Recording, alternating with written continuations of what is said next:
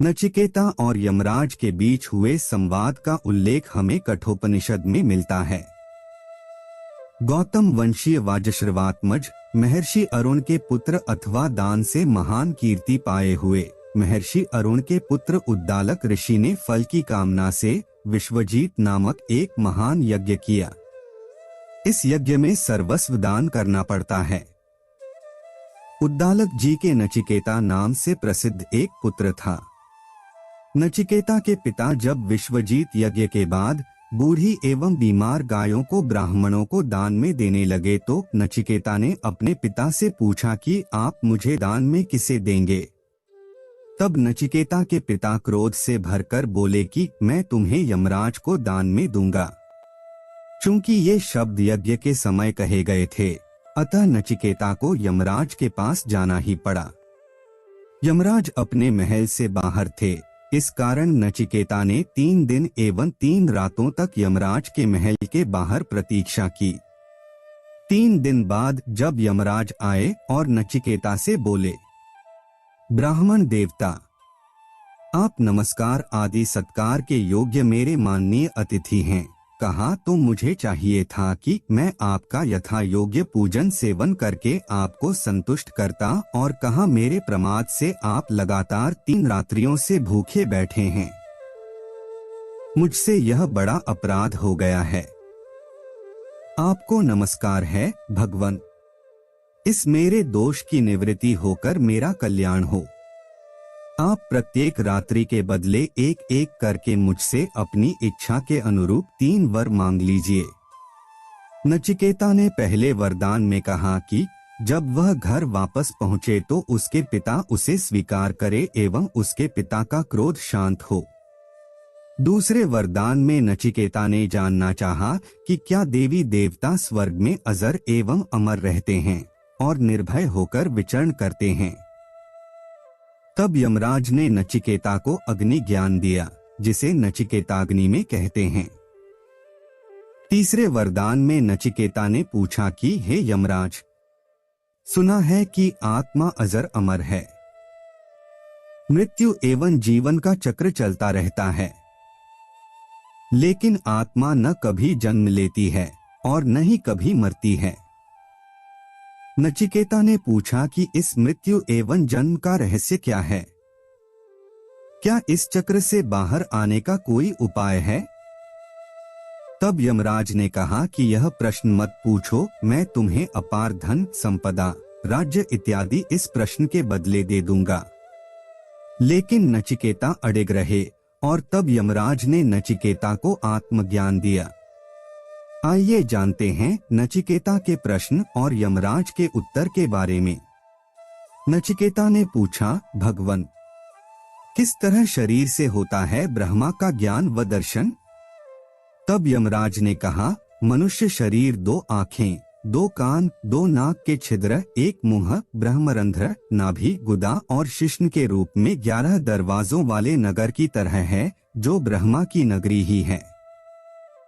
वे मनुष्य के हृदय में रहते हैं। इस रहस्य को समझकर जो मनुष्य ध्यान और चिंतन करता है, उसे किसी प्रकार का दुख नहीं होता है। ऐसा ध्यान और चिंतन करने वाले लोग मृत्यु के बाद जन्म मृत्यु के बंधन से भी मुक्त हो जाता है। नचिकेता ने पूछा, भगवन, क्या आत्मा मरती या मारती है? तब यमराज ने कहा, जो लोग आत्मा को मारने वाला या मरने वाला मानते हैं, वे असल में आत्मा को नहीं जानते और भटके हुए हैं। उनकी बातों को नजरअंदाज करना चाहिए, क्योंकि आत्मा न मरती है, न किसी को मार सकती है। नचिकेता ने पूछा, भगवन, कैसे हृदय में माना जाता है परमात्मा का वास? तब यमराज ने कहा, मनुष्य का हृदय ब्रह्मा को पाने का स्थान माना जाता है। यमदेव ने बताया, मनुष्य ही परमात्मा को पाने का अधिकारी माना गया है। उसका हृदय अंगूठे की माप का होता है, इसलिए इसके अनुसार ही ब्रह्मा को अंगूठे के आकार का पुकारा गया है और अपने हृदय में भगवान का वास मानने वाला व्यक्ति यह मानता है कि दूसरों के हृदय में भी ब्रह्मा इसी तरह विराजमान है। इसलिए दूसरों की बुराई या घृणा से दूर रहना चाहिए। नचिकेता ने पूछा, भगवान, क्या है आत्मा का स्वरूप? तब यमराज ने कहा, यमदेव के अनुसार शरीर के नाश होने के साथ जीवात्मा का नाश नहीं होता। आत्मा का भोग विलास, नाशवान, अनित्य और जड़ शरीर से इसका कोई लेना देना नहीं है। यह अनंत, अनादि और दोष रहित है।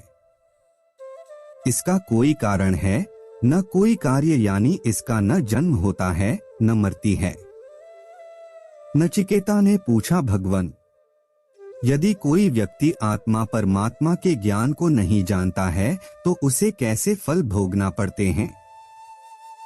यमराज ने उत्तर दिया, जिस तरह बारिश का पानी एक ही होता है, लेकिन ऊंचे पहाड़ों पर बरसने से वह एक जगह नहीं रुकता और नीचे की ओर बहता है, कई प्रकार के रंगरूप और गंध में बदलता है, उसी प्रकार एक ही परमात्मा से जन्म लेने वाले देव, असुर और मनुष्य भी भगवान को अलग अलग मानते हैं और अलग मानकर ही पूजा करते हैं। बारिश के जल की तरह ही सुरसुर कई योनियों में भटकते रहते हैं। भगवान, कैसा है ब्रह्मा का स्वरूप और वे कहाँ और कैसे प्रकट होते हैं? यमराज ने उत्तर दिया, ब्रह्मा प्राकृतिक गुणों से एकदम अलग हैं, वे स्वयं प्रकट होने वाले देवता हैं। इनका नाम वसु है। वे ही मेहमान बनकर हमारे घरों में आते हैं। यज्ञ में पवित्र अग्नि और उसमें आहुति देने वाले भी वसु देवता ही होते हैं। इसी तरह सभी मनुष्यों, श्रेष्ठ देवताओं, पितरों, आकाश और सत्य में स्थित होते हैं।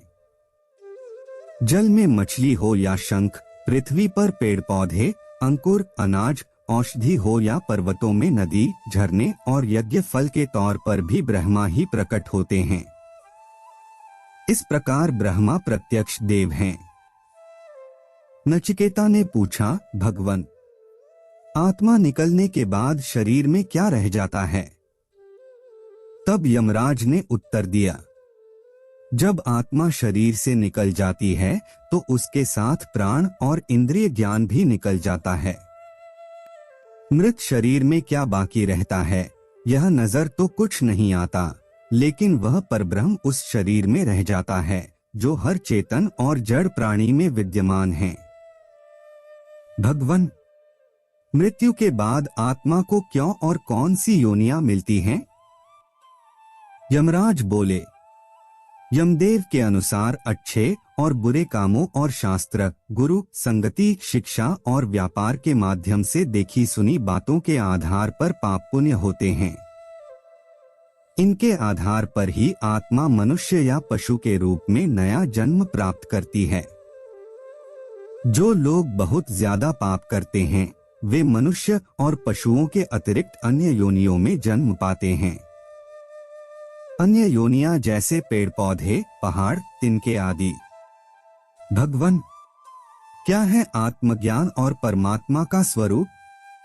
तब यमराज बोले, मृत्यु से जुड़े रहस्यों को जानने की शुरुआत बालक नचिकेता ने यमदेव से धर्म से संबंध रहित कार्य कारण रूप प्रकृति, भूत, भविष्य और वर्तमान से परे परमात्म तत्व के बारे में जिज्ञासा कर की। यमदेव ने नचिकेता को उको प्रतीक रूप में परब्रह्म का स्वरूप बताया। उन्होंने बताया कि अविनाशी प्रणव यानी ओंकार ही परमात्मा का स्वरूप है। ओंकार ही परमात्मा को पाने के सभी आश्रयों में सबसे सर्वश्रेष्ठ और अंतिम माध्यम है। सारे वेद, कई तरह के छंदों व मंत्रों में यही रहस्य बताए गए हैं। जगत में परमात्मा के इस नाम व स्वरूप की शरण लेना ही सबसे बेहतर उपाय है।